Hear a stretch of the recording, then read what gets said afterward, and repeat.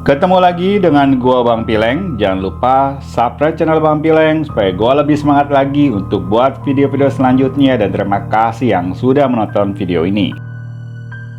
Kisah ini dialami keluarga Enda pada tahun 1988 saat Enda dan keluarganya pindah ke salah satu perumahan di daerah Jakarta Timur.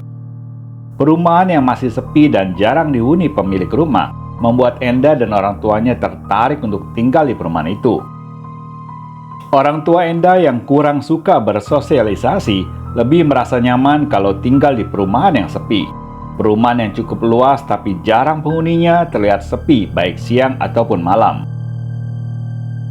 Rumah yang dibeli orang tua Enda sudah kosong sekitar 4 tahun lamanya. Kerabat jauh ayah sebagai pemilik rumah dan pernah tinggal di rumah itu dipindah tugaskan oleh kantornya ke daerah Sumatera.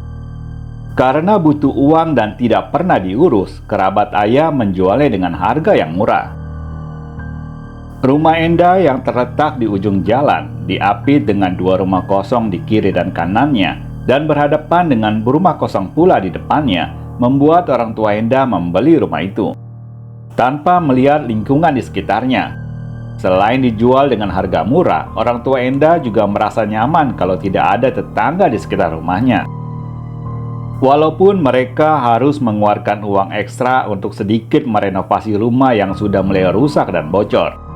Entah karena sikap atau pribadi yang tertutup dari orang tua Enda, mereka tidak menghiraukan saran dari paman yang melarang untuk membeli rumah itu. 1 minggu sudah mereka menempati rumah itu. Malam sekitar jam 10, ayah dan Enda yang berada di teras rumah terlihat santai menikmati kopi dan pisang goreng yang dibuat ibu. Angin yang berhembus kencang dan sedikit hujan karena sudah memasuki bulan Desember membuat Enda melipatkan tangannya di dada. Hembusan angin membuatnya sedikit kedinginan. Mata Enda yang tertuju ke depan pagar melihat ada seorang laki-laki berbadan tinggi memasuki rumah yang berada tepat di depannya. Rumah yang berada di depan rumah Enda terlihat kosong sejak seminggu dia menempati rumah itu. Rumah itu memang terlihat bersih dan terawat dibandingkan rumah kosong lainnya yang berada di perumahan lain.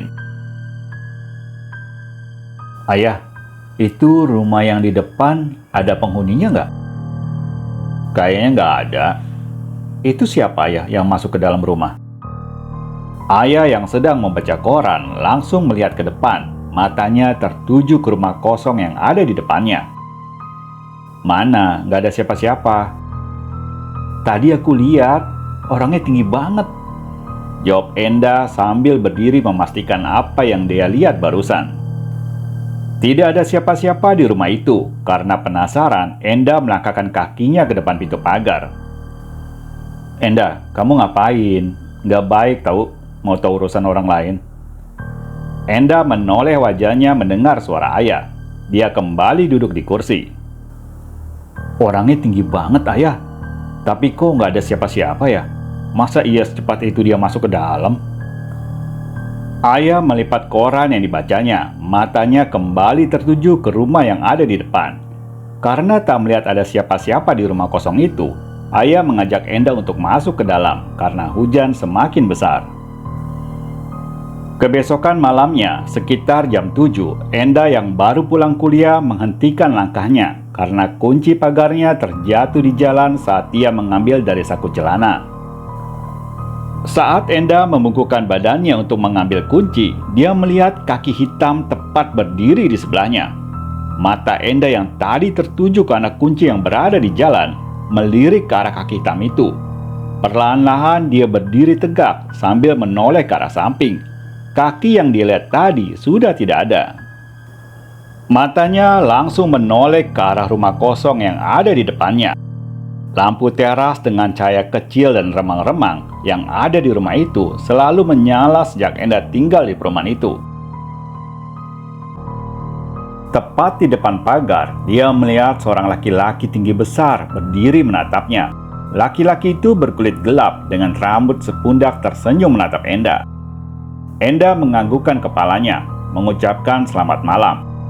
Laki-laki itu hanya terdiam. Tidak ada sepatah kata pun yang keluar dari mulutnya. Dan dalam waktu yang bersamaan, laki-laki itu masuk ke dalam rumah. Enda tersentak kaget ketika suara ibu memanggilnya dari teras rumah. Enda langsung masuk ke dalam teras. "Ngapain kamu di jalan?" "Kuncinya jatuh, Bu." "Bu, ibu udah kenal belum sama tetangga di depan?" "Yang mana?" Ibu balik bertanya keheranan. "Itu yang di depan." Enda menunjukkan jarinya ke arah rumah yang berada di depannya. "Emang ada orangnya? Ibu nggak lihat? Kapan kamu lihatnya?" "Barusan, bapak-bapak. Orangnya tinggi banget, Bu. Hitam banget. Tadi aku tegur, tapi nggak dijawab." "Dari kemarin aku udah lihat rumah itu ada orangnya, tapi ayah tuh nggak percaya." Ibu hanya terdiam, matanya melihat ke arah rumah yang ada di depannya, tidak melihat ada siapa-siapa di depan rumah itu. Ibu mengajak Enda untuk masuk ke dalam rumah, karena mendengar suara ayah sudah memanggil dari dalam. 2 hari sejak kejadian itu, malam sekitar jam 9, Enda yang sedang rebahan di sofa di ruang tengah, mendengar suara ketukan pintu ruang utama. Dengan tergesa-gesa dia berjalan ke ruang tamu untuk membuka pintu. Enda mengira ayah dan ibu yang baru pulang dari rumah paman. Tepat di depan pintu yang sudah dibukanya, dia melihat laki-laki tinggi berkulit hitam berdiri di depannya. Di tangannya terdapat piring yang ditutupi daun pisang. Laki-laki itu menyodorkan piring yang ada di tangannya ke arah Enda. Enda yang masih terkesima mengambil piring yang disodorkan laki-laki itu. "Masuk, Pak. Duduk dulu, Pak, di dalam, Pak." Laki-laki itu tidak menjawab. Dia hanya berdiri menatap wajah Enda. Tidak mendapat respon, Enda langsung membawa piring itu ke ruang makan.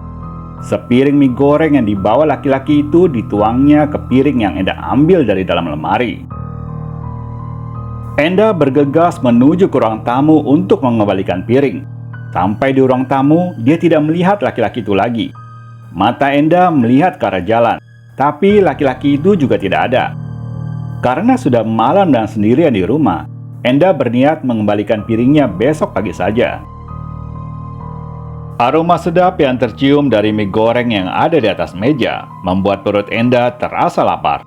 Tanpa basa-basi lagi, Enda langsung menyantap mie goreng yang ada di atas meja. Rasa yang berbeda dan belum pernah makan mie seenak itu membuat Enda lupa untuk menyisakan mie goreng untuk ibu dan ayah. Dalam sekejap mie itu sudah habis dimakannya. Piringnya juga langsung dicuci dan ditaruhnya di lemari. Pagi sekitar jam 6, Enda sudah berangkat ke kampus. Ibu dan ayah tidak pulang malam itu. Berjam-jam sudah Enda mengikuti mata kuliah yang kurang disukainya. Dan setelah mampir ke rumah temannya, Enda baru pulang dan sampai di rumah sekitar jam 10 malam. Saat tangannya membuka pintu pagar, dia mendengar suara seperti orang yang memanggilnya. Suara berat milik laki-laki itu terdengar dari rumah yang ada di depannya. Enda langsung menoleh ke arah rumah yang ada di depannya. Laki-laki tinggi dan seorang wanita yang tingginya sama dan berkulit gelap berdiri di halaman rumahnya. Laki-laki itu sedikit tersenyum menatap Enda. Enda langsung menganggukkan kepalanya memberi salam. Wanita itu melambaikan tangannya mengajak Enda untuk masuk ke dalam rumah. Seperti terhipnotis, Enda melangkahkan kakinya dan masuk ke dalam rumah diikuti kedua penghuni rumah itu. Di dalam rumah, Enda melihat meja makan yang dipenuhi berbagai makanan tersedia di ruang tengah. Laki-laki berbadan tinggi penghuni rumah mempersilakan Enda untuk duduk dan makan bersamanya. Seperti orang kelaparan tanpa rasa malu, Enda mengambil makanan yang ada di atas meja. Hampir semua makanan dicobanya malam itu. Makanan yang begitu enak rasanya tidak pernah dirasakan selama ini. Selama makan bersama laki-laki dan wanita yang ada di atas meja, tidak berbicara sepatah kata pun. Tapi entah kenapa Enda tidak merasa malu sedikit pun malam itu. Dia seperti merasa sudah kenal lama dengan mereka. Sekali-sekali Enda sempat merasa aneh ketika melihat fisik mereka. Tangan mereka begitu besar, jari-jarinya juga besar. Bahkan telinga mereka sedikit lancip, berbeda dengan manusia pada umumnya. Tapi yang anehnya, Enda tidak merasakan takut sedikit pun. Bahkan dia seperti terhipnotis setiap memandang mata laki-laki yang duduk di depannya. Semua seperti biasa saja. Enda yang sudah merasa kenyang perutnya hendak pamit untuk balik ke rumah. Tapi tiba-tiba matanya terasa berat sekali. Rasa ngantuk datang menyerangnya tiba-tiba. Dan Enda merasa tertidur saat itu juga. Enda yang masih merasa tertidur, badannya seperti dipegang oleh seseorang. Sama-samar dia mendengar banyak suara di sekelilingnya. Dengan perlahan-lahan Enda membuka mata. Betapa terkejutnya Enda begitu melihat banyak orang berada di sekelilingnya, termasuk ayah dan ibu yang langsung memeluknya. Setelah diberi air dan sedikit tenang, Enda yang tadi tidur di depan pagar rumah kosong yang berada tepat di depan rumahnya, bersama beberapa warga, Enda dibopong untuk masuk ke dalam ruang tamu rumahnya. Beberapa warga yang ada di situ, termasuk Pak Asep, satpam komplek perumahan, menanyakan kenapa Enda bisa tertidur di depan pagar rumah kosong. Waktu saya pulang, saya dipanggil Pak sama bapak yang tinggal di rumah itu. Diajak makan bareng sama istrinya. Habis itu saya tidur karena ngantuk banget. Rumah itu kosong deh, nggak ada yang huni, kata Pak Asep, satpam perumahan komplek yang sudah bekerja lebih dari 10 tahun. Tapi Pak, kemarin tuh ada orangnya, suami istri. Sumpah Pak, saya nggak bohong. Beberapa orang yang mendengar jawaban Enda saling bertatapan, termasuk ayah dan ibu. Seorang warga memberi sebotol air ke Enda agar Enda lebih tenang lagi. Untuk menghilangkan rasa penasaran Enda dan orang tuanya, Pak Asep dan seorang warga yang bernama Jajang mengajak mereka untuk masuk ke dalam rumah kosong itu. Ayah yang dibuat penasaran dengan apa yang terjadi dengan Enda, melangkahkan kakinya terlebih dulu. Di depan pintu rumah yang hanya ditutup dan tidak dikunci, ayah menarik handle pintu. Mata ayah langsung tertuju ke ruangan yang ada di depannya. Ruangan kosong tanpa ada perabotan yang terdapat di dalamnya. Ditambah lagi lantai yang berdebu, membuat ayah mengerutkan dahinya. Ayah merangkul pundak ibu yang terlihat ketakutan. Enda yang sudah berada di ruangan tengah terlihat kaget karena tidak menemukan meja makan yang dia lihat kemarin malam. Mereka menelusuri seluruh ruangan di rumah itu sampai ke lantai 2. Betul kan Pak, kata saya, rumah ini kosong. Rumah ini ada pemiliknya, tapi pemilik rumah datang cuma lihat sebentar. Biasanya kalau datang minta tolong tukang sampah untuk bersihin rumput di depan.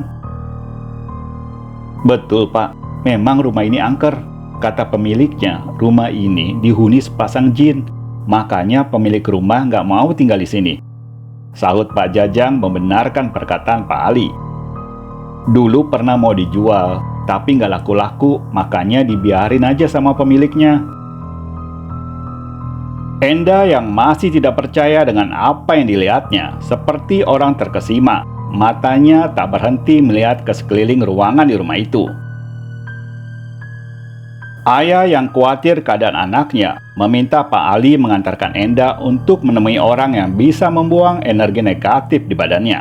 Mengingat Enda telah makan makanan yang disuguhkan jin penghuni rumah kosong itu. Pagi itu juga Enda dan ayah diantar Pak Ali untuk menemui orang yang dimaksud. Satu hari sejak kejadian itu, ayah yang baru pulang kerja dan sampai di depan pagar rumah sekitar jam 10 malam, tersentak kaget ketika merasa ada orang di tengah jalan persis di belakang ayah. Ayah langsung menoleh ke belakang. Tepat di depan pagar rumah kosong yang ada di depan rumahnya, dia melihat seorang laki-laki dan wanita berdiri di depan pagar. Matanya menatap tajam melihat ayah. Tubuh kedua orang itu sangat tinggi, bukan layaknya tinggi seorang manusia biasa. Ayah langsung teringat apa yang dikatakan Enda, kalau penghuni rumah kosong yang ada di depan rumahnya memiliki tubuh yang sangat tinggi dan berkulit hitam. Ayah langsung memalingkan wajahnya. Dengan cepat, tangannya membuka pintu pagar dan langsung masuk ke dalam rumah. Ibu dan Enda yang melihat Ayah seperti orang ketakutan, tersentak kaget melihat nafas Ayah seperti tersengal-sengal. "Ada apa ya?" tanya Enda sambil menghampiri Ayah. "Enda, benar kata kamu. Ternyata rumah itu ada jinnya. Barusan Ayah lihat ada 2 di depan pagar. Badannya tinggi benar." Ibu yang mendengar itu langsung berdiri menghampiri Ayah karena takut.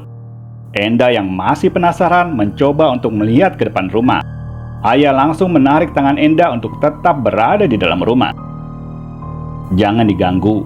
Selama mereka nggak ganggu kita jangan ganggu mereka. Biar kita hidup di dunianya masing-masing."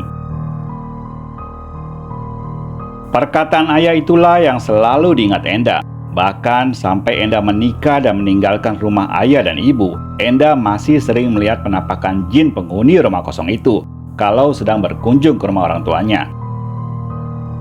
Itulah cerita pengalaman Enda ketika hidup berdampingan dengan tetangganya yang ternyata sepasang jin penghuni rumah kosong. Sampai di sini dulu ceritanya. Jangan lupa subscribe dan nyalakan lonceng notifikasinya supaya kalian tahu kalau gua ada upload video baru. Salam dari Bang Pileng.